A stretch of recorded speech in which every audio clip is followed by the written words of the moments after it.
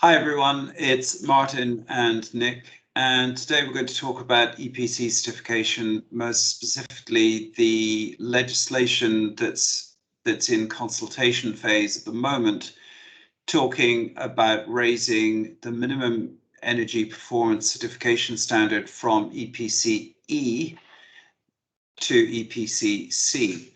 So I wrote an article about this, and what I'll do is I'll share my screen. We'll go through the article or a few of the key points in the article. Then Martin and I are going to talk about it. Thankfully, Martin is a qualified surveyor, albeit in North Macedonia, not the UK, but the fact is surveying, right? So we already had a talk before this conversation, and he's got a few interesting points to make. So I'll share my screen and we'll get into it. There you go, you should see Martin, and now you see my article. All right, and I'll just move that so you can see everything. Okay, the main points are that the legislation is penciled to go live in 2026. So obviously that's a reasonable period of time to work to. Now, if you're reading the article, you'll be able to look at the consultation agreement here. This is a huge topic, and it's not one that I'm especially knowledgeable about. I've spent probably 6 hours researching this, looking at forums, looking through the consultation documents, looking at articles, just trying to get my general sense of what's going on. And as I say, once we get through this, Martin and I are going to talk about it and give you our general considered opinion. The biggest problem is that EPC certification is going to it's going to affect properties like older buildings, basically. So one of the biggest problems with energy performance is when you have single skin buildings. In other words, they've got one wall facing out, and then that wall just is always going to be cold because there's no heat insulation in it. And so something like 30% of all rental buildings are these older Victorian houses. So this would be, for example, Victorian terraced house. Oh, it's this kind of thing. And these buildings there was a huge influx of these kind of buildings produced between about 1860 and say 1910, and there was typically cheaper single skin economy houses for the masses, and not especially well built. And so a lot of them have damp problems, amongst other things. But anyway, the problem is that they are unlikely to ever achieve EPC C. They might achieve EPC D, but in order to get up to EPC C, they would either have to have external cladding, i.e. insulation, tacked onto the outside of the building, or they'd have to have internal cladding, which is which would be plasterboard with foam behind it. So there are quite a lot of articles here talking about it, but the upshot is that it's problematic. A huge proportion of the population, the renting population, will be affected by this. If landlords, assuming the legislation goes through it as shown in the consultation agreement, if landlords don't comply to this, then they face the risk of a large fine, I think up to £30,000. They're also obliged to spend up to £10,000 renovating the property in order to get it to a maximum EPC standard. Now, the annoying part for landlords are they can't, they don't see any benefit from it. In other words, the property, yes, if it's thermally efficient, that's great. Maybe they can get a slightly higher rent for it, but essentially the tenant is paying the heat bills, not you. So it's just problematic all the way around. And of course, it's good to have reasonably energy efficient properties and a nice environment for people to live in.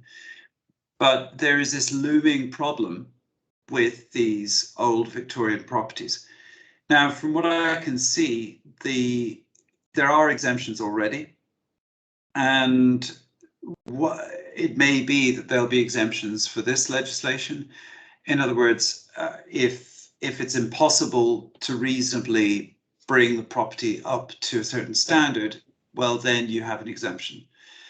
If it's a conservation area where property can't be messed around with, or it's listed or whatever, then again, there would be an exemption.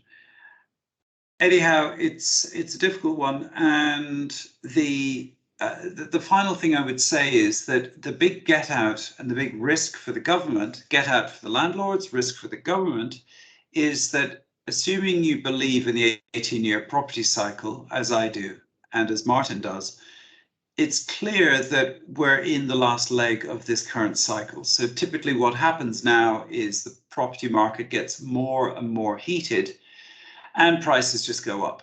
So therefore, the get out for any landlord buying now is that they can just ditch the property in 3 or 4 years' time when the legislation goes live and sell it on to a first-time buyer or whatever, and they'll walk away with a good profit, because it's very likely that capital growth will be great enough for them to exit with, as I say, a good solid cash profit on this. The risk for the government is that there would be a widespread sell-off of the cheapest property, the most affordable property for the poorest people in this country. And herein lies the conundrum. So Martin, what's your opinion? Yeah, I want to say about the EPC, that it maybe will happen, maybe not. I also read about some forums and so on, and they have prediction that will happen. It's not 100% sure. And also, based on my experience, based on studies, every time when some governments want to make these like big changes, they usually will help to the poorest people. I don't know how the UK government planning to do this, but at least they must help. So it will have some reduced cost for something. I don't know why. Maybe the government will refinance, like give you 20-30% of if you want to make insulation, for example, on the roof, or maybe the government there will would help probably you. be, there would be. So one possibility is that the maximum liability of £10,000 is tapered, or is correlated to the price of a property. So in other words, if it's above, say, 200,000 or whatever, then proportionately, you know, a landlord, £10,000 of a £200,000 property is 5%, but £10,000 of an £80,000 property is like more like 12-14% or whatever. So I think there may be some kind of tapering off. But the real question that I've been deliberating about for the last couple of days, when kind of tackled with this question, is what do we advise our clients to do? Martin, what's your opinion? I will escape end of terrace house, especially not well made built. Usually semi-detached house or better built. Just end of terrace house, it has better rent than than normal terrace house. But when you think about it, so if it have £25 per month more than a terrace house, it will in 5 years you will save like 3,000, something like this money. So that will not help you to do the insulation on the walls. So just like I will take care of the EPC, and when you open the EPC, you can see what kind of type of wall it is, and also you can see what kind of type of the roof it is. So the roof, putting insulation is not much expensive, but renovate the roof is expensive. It's like 20K to make a new roof. So I will just take care of the property to not be like really bad EPC certificate. So you're saying you would avoid properties that cannot achieve. So the problem is with these Victorian properties, they can't, like a third of them at least, can't achieve an EPC C. At most, they can go D. Yeah. So the question is, what do we do about that? Yeah, everyone can achieve, but you need to add solar panel. So That's But that's impossible in certain circumstances. I mean, a lot of terraced roads, there's no way you would get that done because you would destroy the character of the road, and planners wouldn't allow it.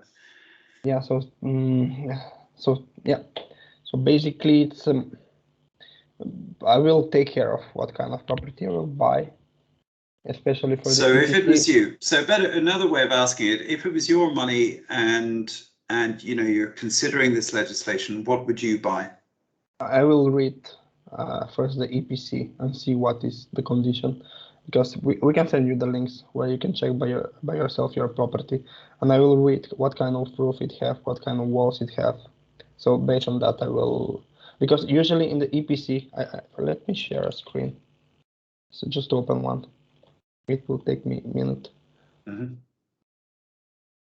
So I want to say that basically in the EPC certificate, you can read everything about what kind of property it is. So if you see that the condition is really good to the property and the EPC is E, then I will avoid the property.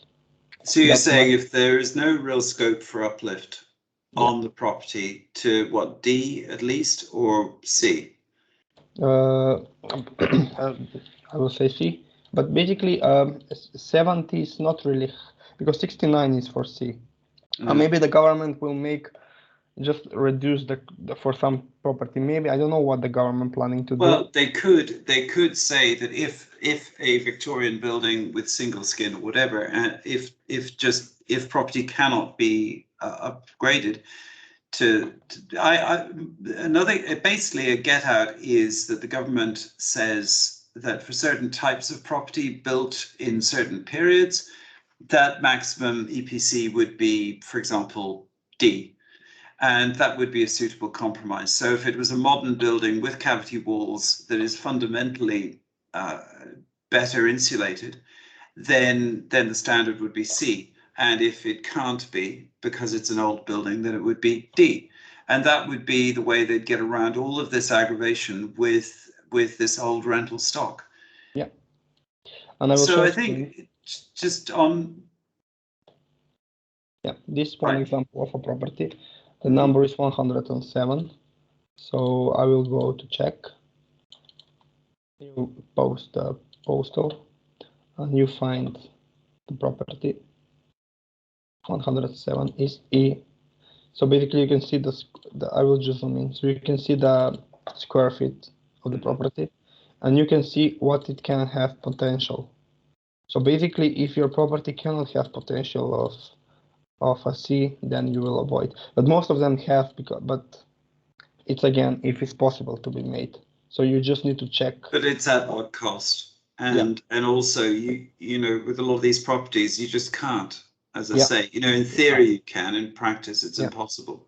Yeah, as you can see, very poor roof. So basically you need to put insulation in the roof. That's not so much expensive, but as you can see, no as-built, no insulation. So this is like a one single walls. So basically this will be expensive. So, and also the mating, like you can see what is missed to be EPC.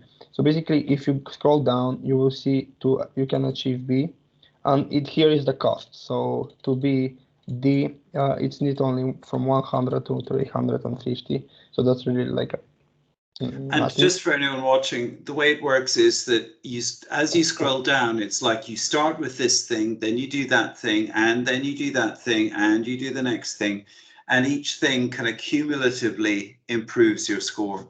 Yeah, so basically this is the 61, and here if you want to add it 7 score for EPC, you need to spend around 10 or 8K, because this property is small.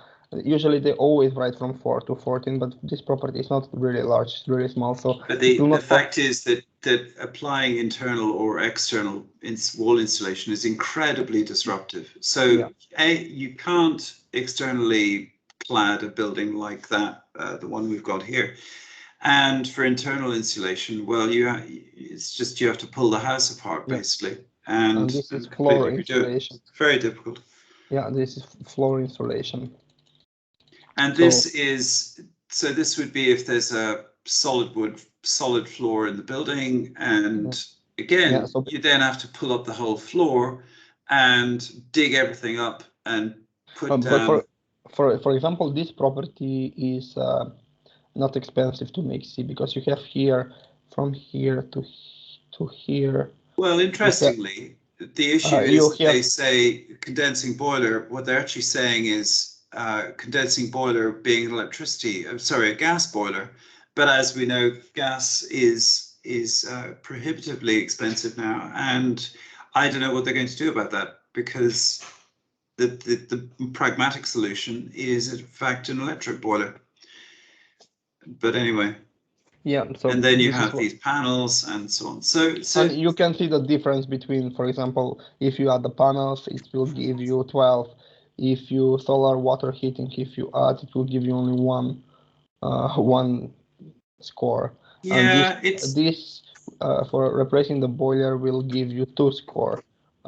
Heating control, if you increase, it will give you 3. Basically, you 73 well, minutes. If we sort of wrap up now, so the main point is that a lot of these buildings are very difficult to get decent EPC scores with. It's like, for landlords, it's just hassle, and oftentimes it's easier to bail. My view, if it was my money, and when I work with clients, I always work on the basis of, if it was my money, would I do this? And I think a decent Victorian house in an area where there's decent prospect for capital growth, where you could get good cash return, you don't have to renovate too much, seems like a very good bet to me, because either A, I can bail at the end and sell up, or B, the government will be pragmatic and will not trigger a massive sell-off of old, cheaper property that disproportionately affects the poor in this country. As ever, my preference is always for more modern buildings, just because they're fundamentally better built. But these low-cost, low-value properties do yield very well, and typically you're going to see 7 or even 8% on these. So they are a good segment, and there's a lot of value there. And I think the EPC issue is a problem, but I think it's one that will probably be less of a problem when the time comes than people think right now. Yeah. And what's your final word on this? Yeah, I think the government must help. It cannot put somebody to pay 20, 30K if he wants to rent the property. If the property is, for example, in North and it costs 60K. So it cannot, the government force people to spend 20K to make the property better. Well, it just means the property gets sold, it gets taken off the rental market, and those people who need to live somewhere can't. That's what happens. Yeah, and then the market maybe will collapse, or who knows what will happen. So the government just know what can happen, so they will not do anything. Like, they must do something to help too. Okay, then. So I hope that's helpful. Thank you very much. Thank you.